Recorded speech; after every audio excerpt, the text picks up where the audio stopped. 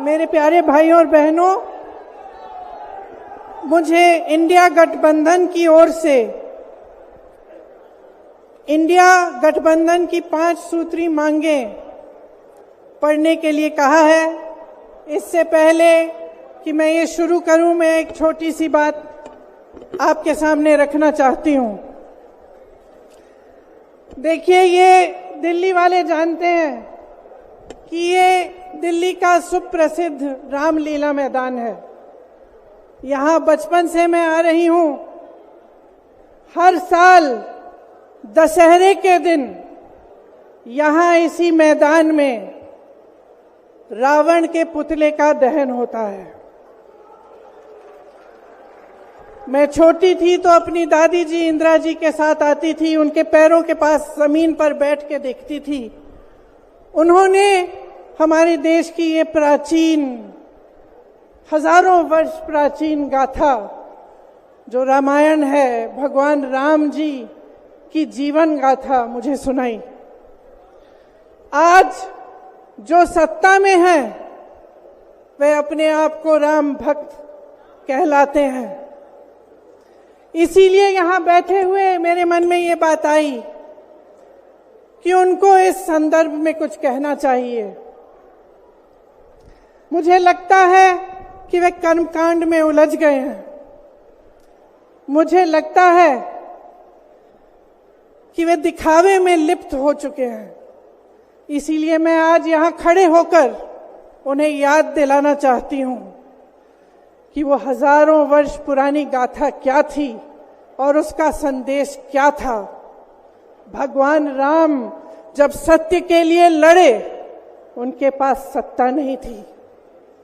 भगवान राम जब सत्य के लिए लड़े, उनके पास संसाधन नहीं थे।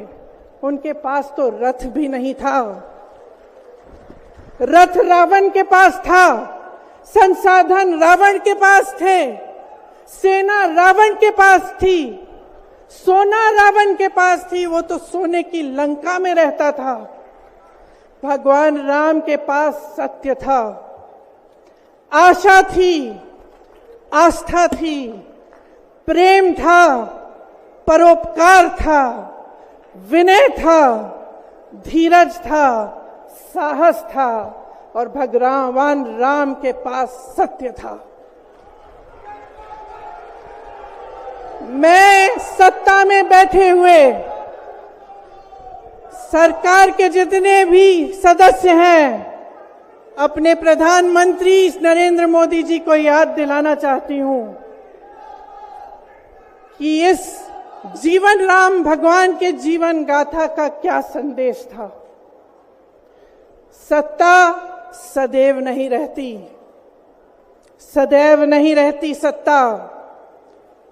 सत्ता आती है, जाती है, अहंकार चूर चूर होता है एक दिन। यही संदेश था भगवान राम का, उनके जीवन का। और आज यहाँ रामलीला मैदान पर खड़े हुए इंडिया गठबंधन की 5 मांगों को पढ़ने से पहले मुझे ये उचित लगा कि मैं ये संदेश एक बार फिर दोहराऊं। इंडिया गठबंधन की 5 सूत्री मांगें भारत के चुनाव आयोग को लोकसभा चुनाव में समान अवसर सुनिश्चित करना चाहिए। दूसरी मांग, चुनाव आयोग को चुनाव में हेराफेरी करने के उद्देश्य से विपक्षी राजनीतिक दलों के खिलाफ इनकम टैक्स, ईडी और सीबीआई द्वारा की जाने वाली बलपूर्वक कार्रवाई को रोकना चाहिए। तीसरी मांग, श्री हेमंत सोरेन एवं श्री अरविंद केजरीवाल जी की तत्काल रिहाई की जाए। चौथी मांग, चुनाव के दौरान विपक्ष के राजनीतिक दलों का आर्थिक रूप से गला घोंटने की जबरन कार्रवाई तुरंत बंद होनी चाहिए। पांचवी मांग, चुनावी बांड का उपयोग करके बीजेपी द्वारा बदले की भावना, जबरन वसूली और धन शोधन के आरोपों की जांच के लिए सुप्रीम कोर्ट की निगरानी में एक एसआईटी गठित हो जानी चाहिए।